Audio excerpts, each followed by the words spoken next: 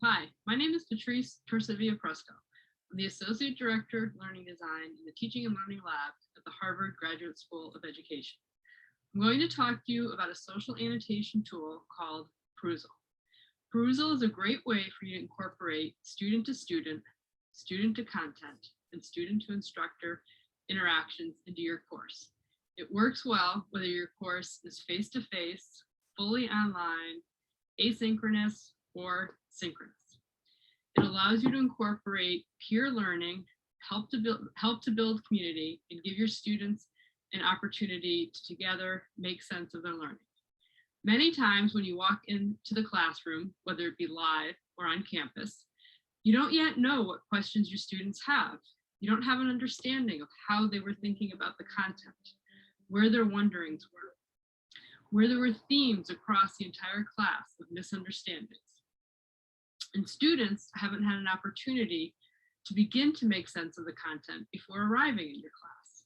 So Perusall and social annotation is a great way to have that interaction take place before coming to the classroom.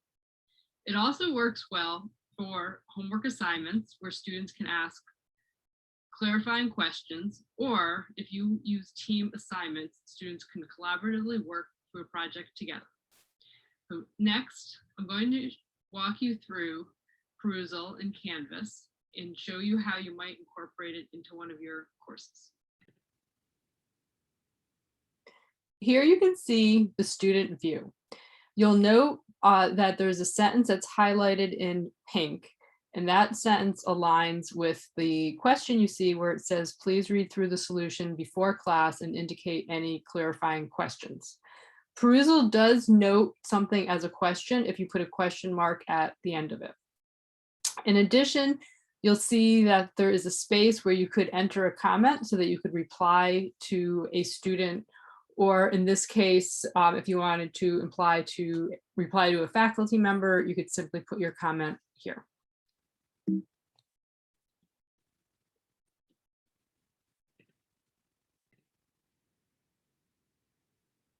Here you'll note that students have the option of seeing all of the conversations that are happening.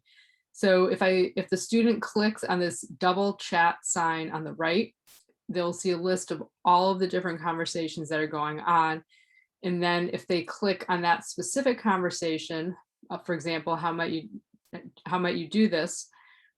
The pink highlight here aligns with that specific conversation that they have highlighted.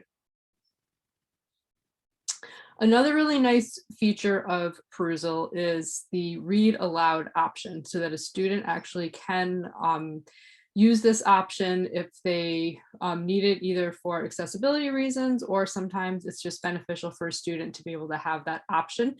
And if they click on this little speaker icon here on the right, that will turn that option on. And another great feature is they can also control the speed. So if they want to slow it down or make it go a little bit faster. One other option that Perusall has is the opportunity to take notes. Notes can be something that a student does privately where they don't share them with anyone else. Notes can also be used if you're working in a team or as a group, or they can be shared with a faculty member. Here you can see the instructor view. So as the instructor, when I log in, I can see here on the bottom how many comments have been made, how many are questions, and how many questions my learners have posted that haven't been answered. I also have the option to extend a deadline for a specific student if for some reason they need more time, delete something, edit, and look at analytics and confusion report, which I will be showing you next. This is an example of a confusion report, and this can be helpful if you want to get a sense of the topics that most students seem to be posting about, for example, before a live synchronous session or a face-to-face session.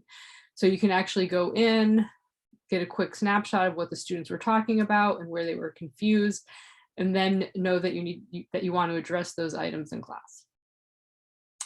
This is an example of an activity report, and I've blacked out the specific names of the students.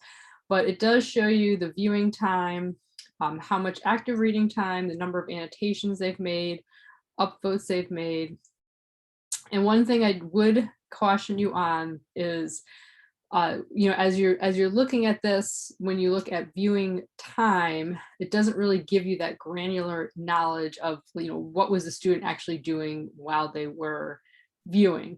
But it is a really great tool at a minimum to see, were the students even in there? Are they making annotations? Are they upvoting? Are they replying?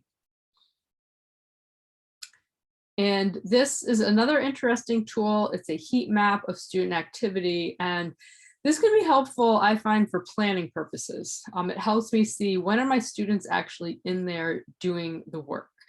And so, for example, if I know that they all seem to be in here between 11 a.m. and 12 p.m. most weekdays, then maybe I want to have office hours during that time in case questions come up.